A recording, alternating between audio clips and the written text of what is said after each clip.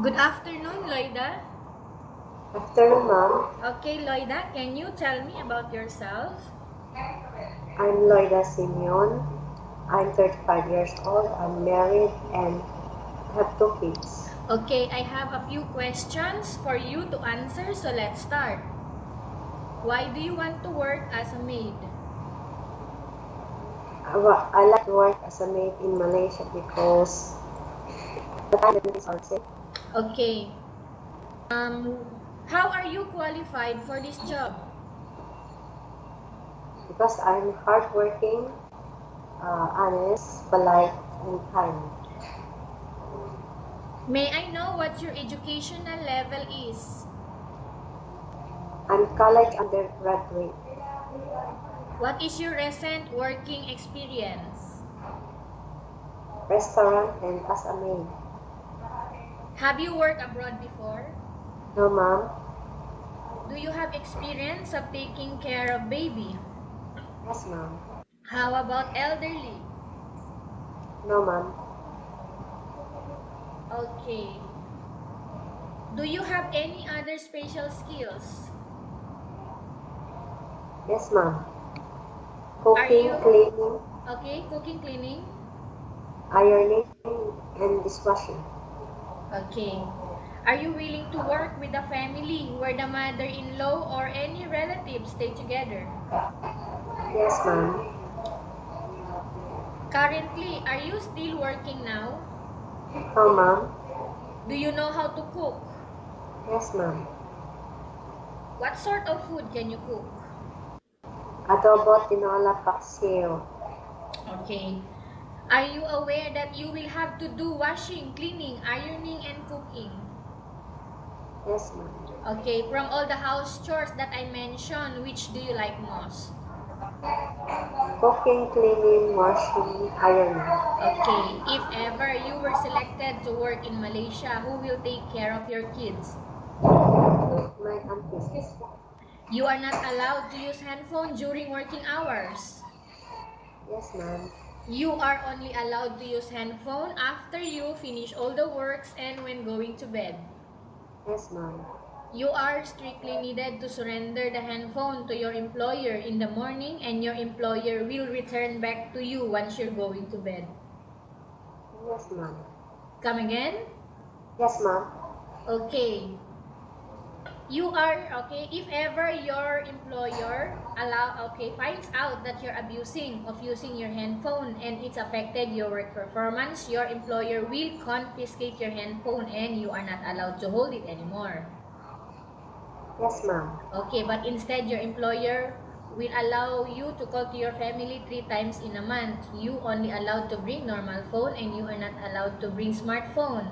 Are you agreed for the terms and condition? Yes, ma'am. Okay, are you agreed to the rules and regulation for the handphone?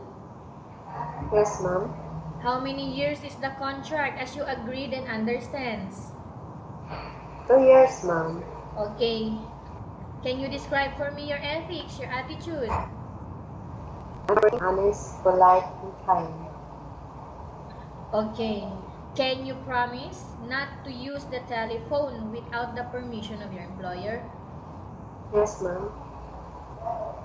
Can you promise not to put on makeup but to dress properly while work? Yes, ma'am. Okay, can you promise not to ask for advance salary from your employer under any circumstances? Yes, ma'am. Okay, do you really understand of the rules and regulation of the agency? Yes, ma'am. How can you assure to us that you will work hard in Malaysia? Will work hard for my family, to help my family. Okay.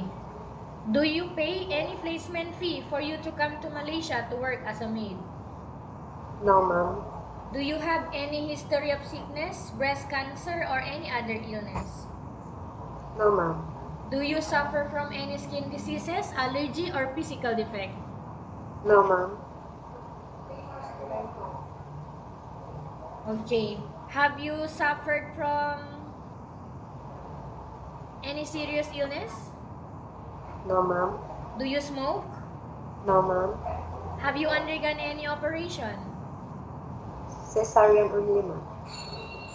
Okay. Are you medically fit or are you fit to work? Yes, ma'am. Are you taking any medication right now? No, ma'am. Are you allergic with any food? No, ma'am. Are you preferred to work for the employer of any race? Yes, ma'am. Are you preferred to eat the type of food taken by your employer? Yes, ma'am. Are you afraid of being left alone in the house? No, ma'am. Are you afraid of dogs or other pets? No, ma'am. Can you promise to work according to instruction from your employer? Yes, ma'am. Do you have any immediate family working in Malaysia? No, ma'am. Okay, Loida, we have finished our question section. Let's go to case study. I have a case study for you and I want you to answer me truthfully.